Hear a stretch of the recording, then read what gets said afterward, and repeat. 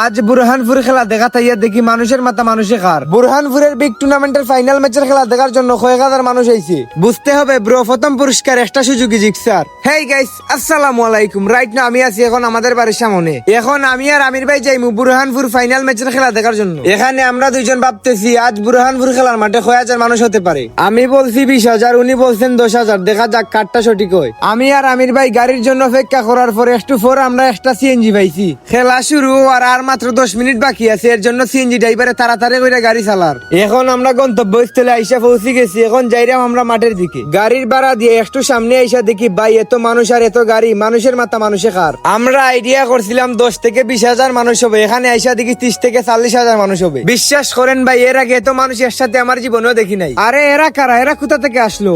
আরে ভাই এরা হচ্ছে বাঙালি, এরা যে কোনো সময় যে কোনো কিছু করতে পারে। এদের কাছে প্রায় সময় চায়নার ইঞ্জিনিয়াররাও ফেল হয়ে যায়। গাইস ভিডিওতে লাইক দিয়ে চ্যানেলটিকে সাবস্ক্রাইব করে দিবেন। আজকের ভিডিও এখানে সমাপ্ত হয়ে গেল। ততক্ষণে আপনারা ভালো থাকবেন, সুস্থ থাকবেন।